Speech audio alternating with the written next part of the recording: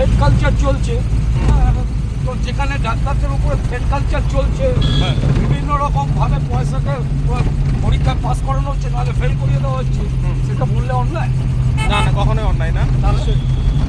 সাধারণ মানুষ হিসেবে সাধারণ মানুষের ভয় চলে গেছে, সাধারণ মানুষের ভয় চলে গেছে। আপনারা আমাদের পাশে আছেন তো, ডাক্তারদের পাশে আছেন তো? আপনি কেন, অতি সাধারণ মানুষ আমি, কিন্তু একটা রিক্সাওয়ালারও কিন্তু একদিন রিক্সা বন্ধ করে এই মিছিলে গেছিল। সে কিন্তু দিন আনে দিন খায়, তার একটা দিন মানে অনেক অনেক বড় ব্যাপার। হ্যাঁ, সেও গেছিল, কেন খারাপ লেগেছিল, খারাপ লাগে। মেয়েটাকে যেভাবে মারা হয়েছে, যে অত্যাচার করে মারা হয়েছে, উল্টো পাশবিক 36 ঘন্টা কারোর ডিউটি হতে পারে?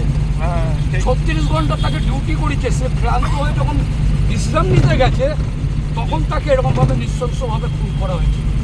এবং এটা বলছে, জানি না এখন তদন্তে কী আসবে, যে এটা একাধিক লোক প্রচণ্ড মারধর করা হয়েছে, মানে যেটা সিবিআই বলছে এখনো পর্যন্ত, যে এটা তো একার কাজ না, এটা 4-5 জন কি তারও বেশি লোক প্রচণ্ডভাবে মারধর করে ওকে মেরেছে। বলুন ভিডিও। বিচার না হওয়া পর্যন্ত অনশন আপনি সমর্থন করেন?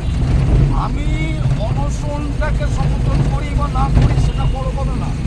কথাটা হচ্ছে যে এই যে অভূতপূর্ব পশ্চিমবঙ্গে প্রতিবাদ, আমার 58 বছর বয়সে আমি এর আগে কোথাও দেখিনি। শর্ত করতে হবে, যেখানে 80 বছরের বৃদ্ধ, যেখানে হুইল চেয়ারে একটা বিকলাঙ্গ, হ্যাঁ, যেখানে স্কুলের বাচ্চা ছেলে মেয়ে এই যে প্রতিবাদ করেছে, যারা পার্টির সাথে কোনো সম্পর্ক নেই, কোনো ঝান্ডার সাথে কোনো সম্পর্ক নেই, আমি কি এটাকে অভূতপূর্ব বলবো? আমি কেন, পশ্চিমবঙ্গবাসী এটাকে অভূতপূর্ব। এর আগে আমার এত বয়স হয়ে গেল, প্রায় 60-এর কাছে, সেখানে আমি এরকম আন্দোলন বা এরকমের, হ্যাঁ, আমি যদি কোনো রাজনৈতিক দলের মধ্যে ঢোকে আমি তার প্রতিবাদ করব। নিশ্চয়ই। কোনো রাজনৈতিক দল যেন না থাকে থ্যাংক ইউ।